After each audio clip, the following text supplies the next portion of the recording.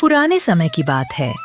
किसी नगर में रामसाय नाम का एक धर्मपरायण साधु अपनी पत्नी प्रमिला व इकलौते पुत्र रूपेश के साथ रहता था।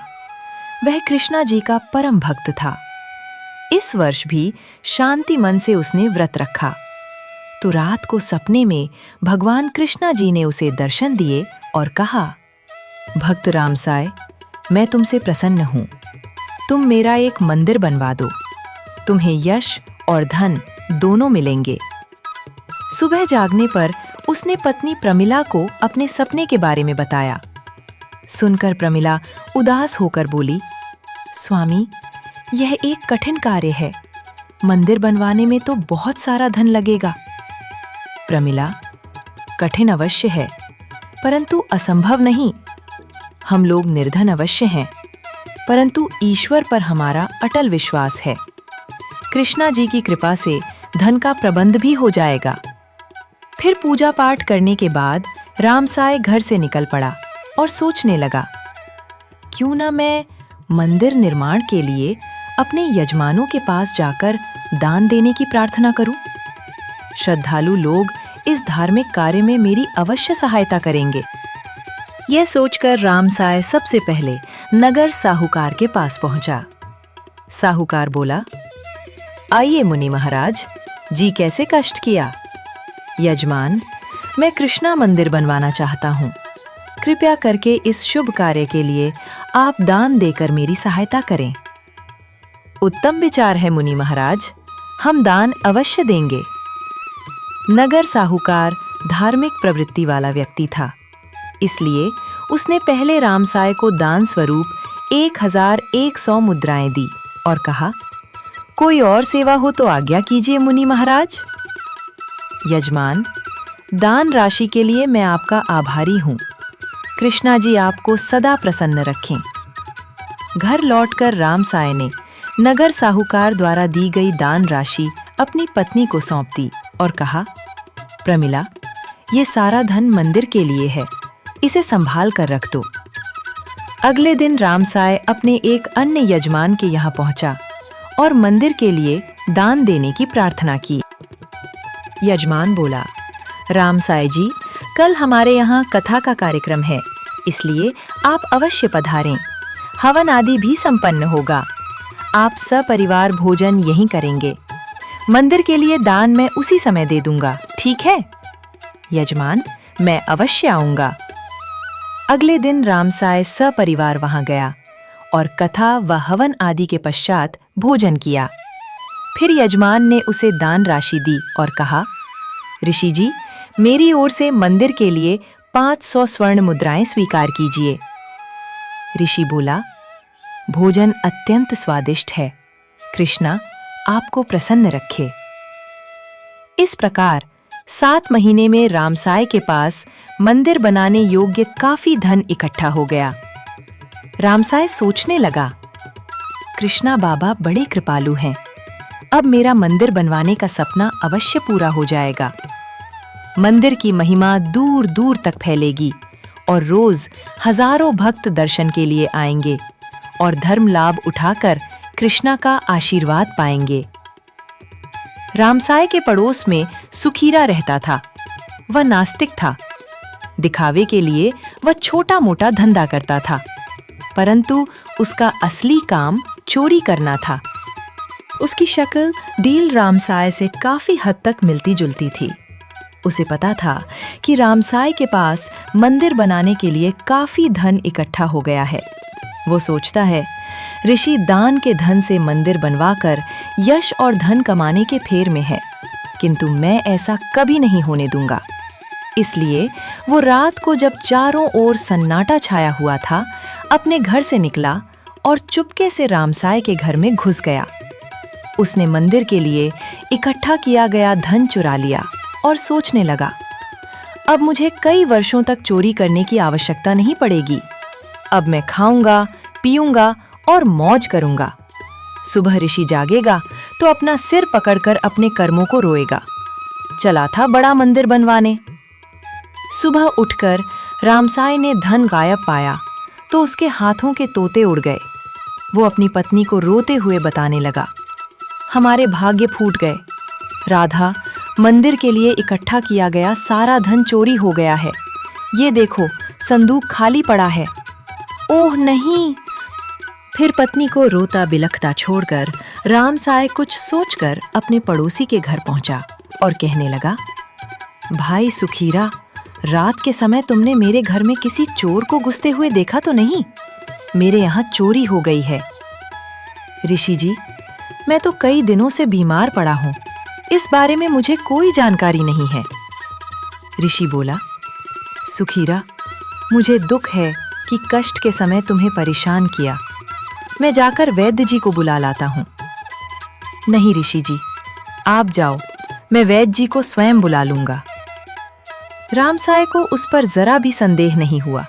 वहां से निकलकर उसने आसपास के लोगों से भी पूछताछ की, परंतु सब व्यर्थ। अतः उसने दुखी होकर खाना पीना छोड़ दिया। बेटे ने कहा, पिताजी, भोजन कर लीजिए ना।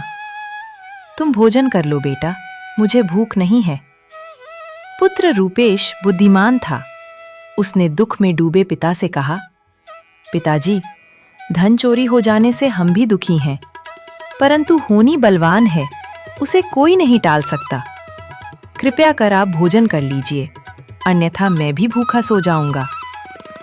ऐसा ना कहो बेटा, जाओ, मेरे लिए भी भोजन की थाली ले आओ।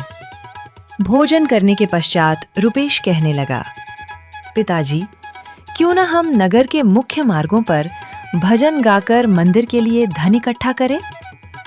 पुत्र, यह विचार तो बहुत ही उत्तम है। ठीक है, हम ऐसा ही करेंगे। अगले दिन पिता पुत्र दोनों भजन गाते हुए नगर में निकल पड़े। ऊंची ऊंची भव्य अटालिकाओं के बंद दरवाजे, खिड़कियां खुलने लगीं और श्रद्धालु लोगों ने खुलकर दान देने लगे। लोगों को उनका भजन सुनकर बहुत आनंद आ रहा था। राधा ने भी घर के बाहर एक दान पात्र टांग दिया, जिस पर लिखा था, कृपा कर शिव मंदिर निर्माण के लिए दान दीजिए। श्रद्धालु व्यक्ति उसमें यथाशक्ति मुद्राएं डाल जाते थे। इस प्रकार 7 महीनों में ही रामसाय के पास फिर से पर्याप्त धन एकत्रित हो गया।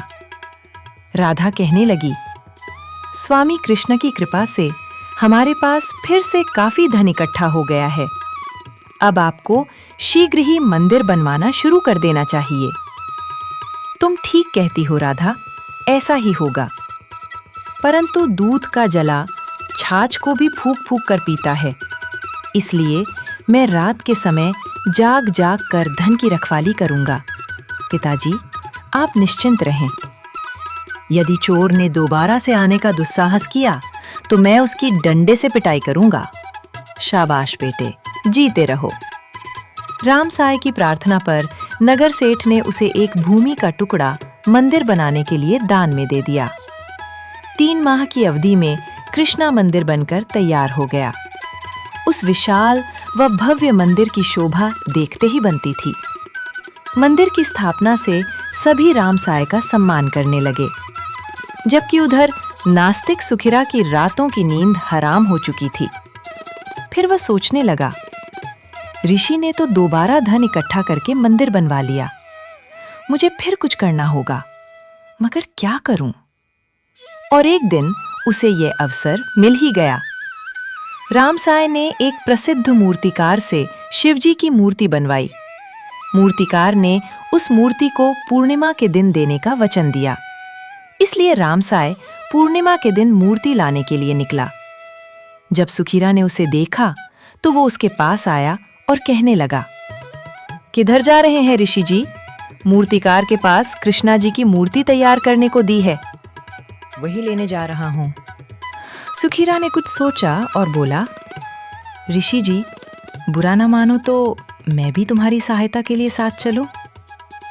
चलो भाई, भला मुझे क्यों आपत्ति होगी। दोनों मूर्तिकार की दुकान पर पहुंचे। रामसाय ने मूल्य देकर मूर्ति कंधे पर रख ली और सुखीरा के साथ वापस लौट पड़ा। ऋषि बोला, सुखीरा, मूर्ति तुम्हें कैसी लगी?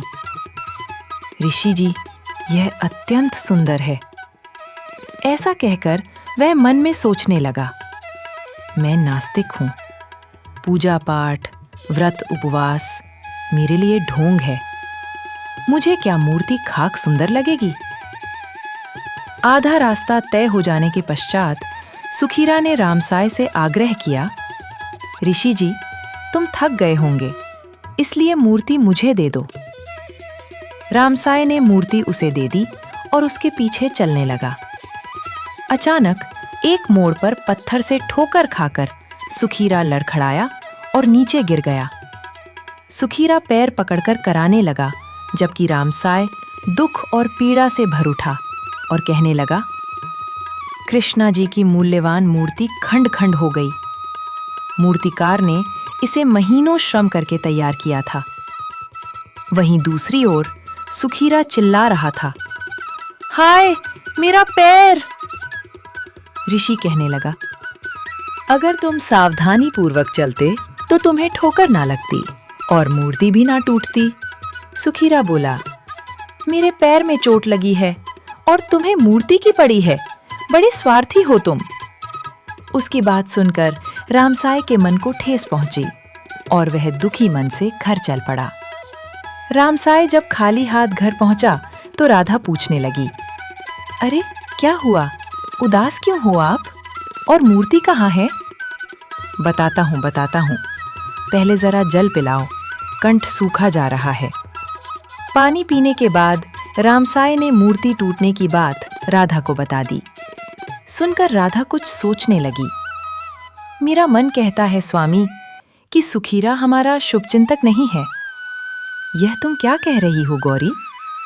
वह बेचारा तो मेरी सहायता करने के विचार से मेरे साथ गया था।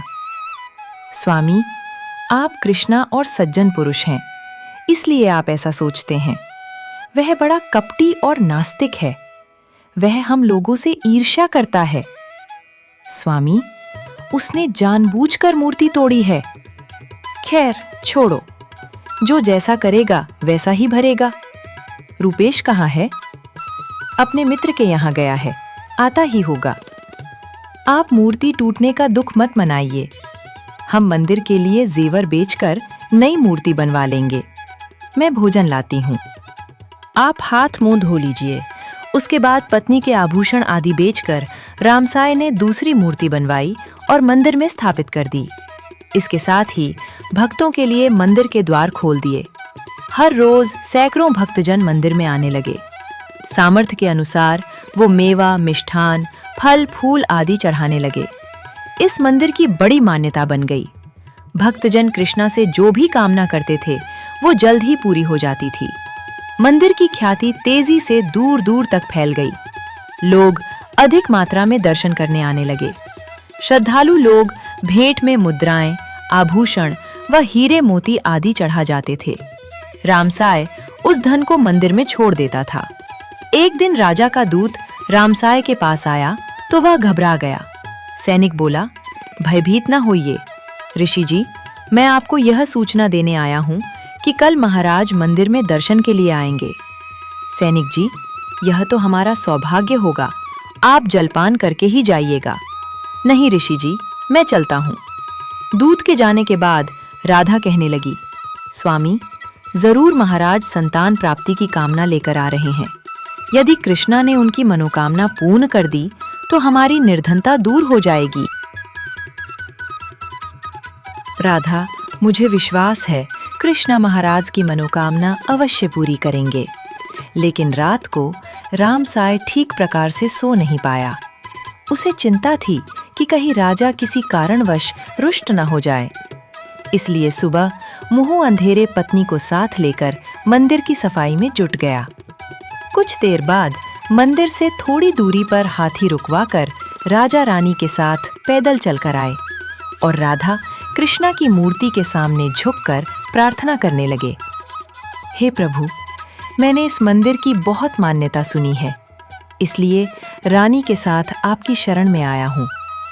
हमारी सिर्फ एक ही इच्छा है कि रानी एक पुत्र को जन्म दे।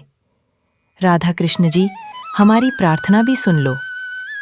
प्रार्थना के पश्चात महाराज कहने लगे, मुनि महाराज, आपने बहुत ये सुंदर खबर मंदिर मिलते बनवाया ही है। रामसाय मन का प्रसन्न पुत्र हो गया। रूपेश तुरंत ही उसके धन्यवाद साथ राजन। मंदिर आ पहुंचा। राजा बोले, मुकुट को एक तरफ यदि पड़ा मेरी देखकर मनोकामना उसका पूर्ण माथा हो गई ठनका तो मैं और वह दोबारा कहने मंदिर लगा, में आकर रत्न नहीं जटित पिताजी, मुकुट चढ़ाऊंगा। चोरी जैसा नीच कर्म कुछ हरगिज समय के नहीं कर सकते। पश्चात रानी गर्भवती क्योंकि हुई सुखीरा की और शक्ल यथा समय रामसाय उसने से पुत्र मिलती को जुलती जन्म थी, दिया। इसलिए एक राजमहल बार तो में रूपेश उत्सव भी मनाया धोखा खा गया। सुबह हो चुकी थी। पुजारी द्वारा मुकुट चुराने और सांप द्वारा उसे डसने की खबर जंगल की आग की तरह पूरे नगर में फैल गई थी।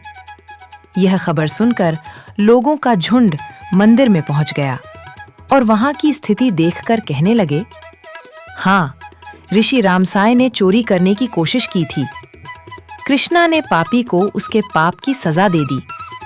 रूपेश बोला, मेरे पिताजी ने तो बड़े परिश्रम से यह मंदिर बनवाया था। वह लालची नहीं है। उन्होंने मंदिर को दिया ही दिया है, कभी लिया नहीं। यह एक चोर का काम है। तभी भीड़ में से एक व्यक्ति बोला, पहले इस बात का जवाब दो कि अगर यह लाश तुम्हारे पिता की नहीं है तो किसकी है, और तुम्हारे पिता कहाँ हैं? रूपेश बोला, यदि आप लोग मौका देंगे तो मैं आपके इन प्रश्नों का जवाब भी दूंगा।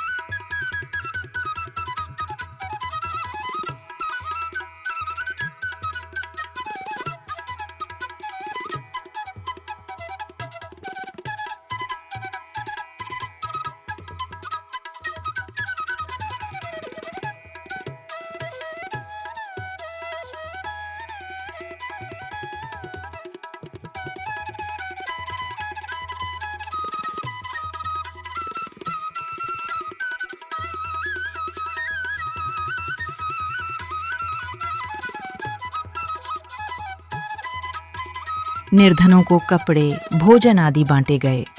राजा मान गए कि यह सब रामसाय के मंदिर का चमत्कार है। राजा रानी ने व्रत किया और मंदिर जाकर रत्न छड़ित मुकुट चढ़ाया। फिर राजा ने मंत्री को आदेश दिया, महामंत्री जी, रामसाय को हमारी ओर से हर माह 1000 स्वर्ण मुद्राएं दी जाएं। जो आज्ञा महाराज जी। रामसाय के दिन फिर गए। उसने अपने लिए एक सुंदर भवन बनवाया और मंदिर में पहले की ही तरह पूजा पाठ में व्यस्त रहने लगा। ऋषि का मान सम्मान और उसकी संपन्नता देखकर ईर्ष्यालु और नास्तिक चोर सुखीरा की रातों की नींद हराम हो गई।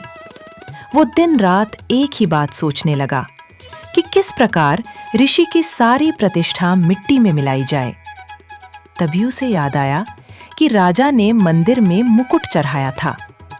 क्यों ना मैं उसे चुरा लूं?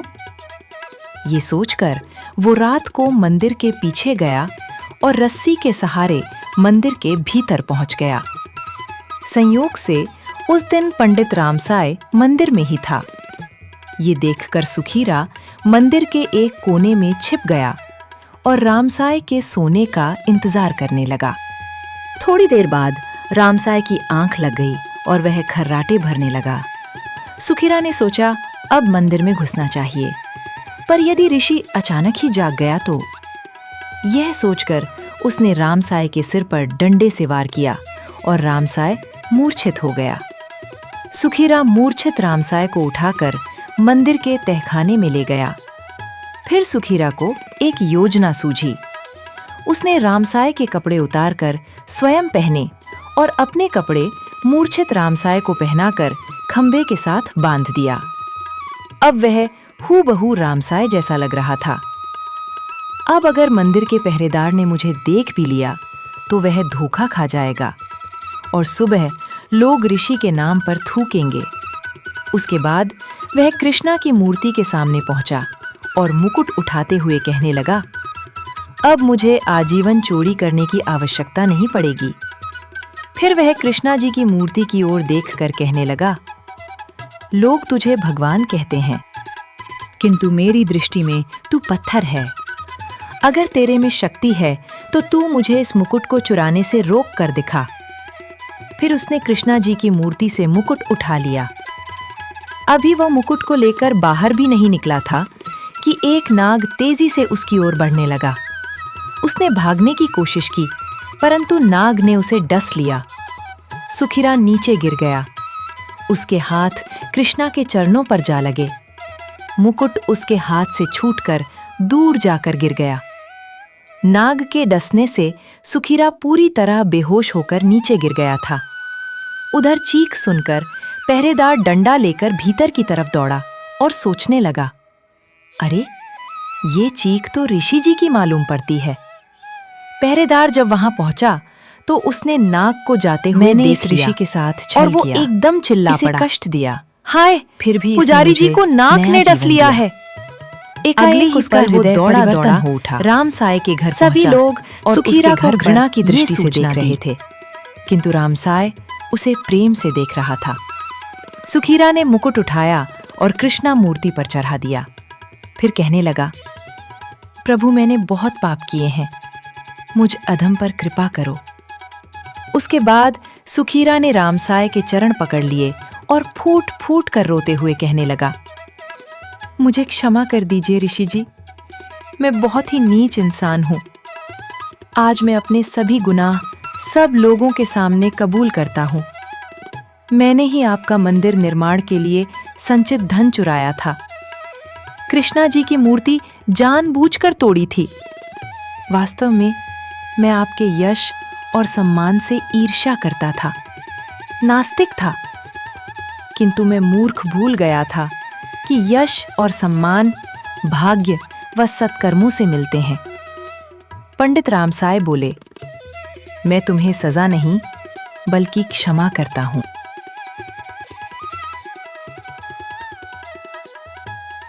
ठीक है, तुम्हें अपनी बात साबित करने का अवसर दिया जाएगा, किंतु अगर इसमें तुम असफल रहे तो तुम्हें अपनी मां के साथ ये नगर छोड़कर जाना पड़ेगा।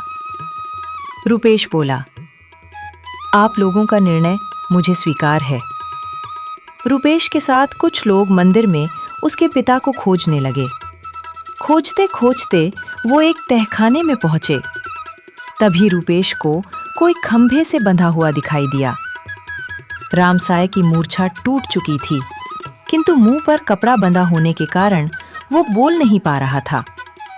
रूपेश ने पास पहुंचकर कपड़ा खोला और बोला, पिताजी, आपको यहां लाकर किसने बांधा और क्यों बांधा?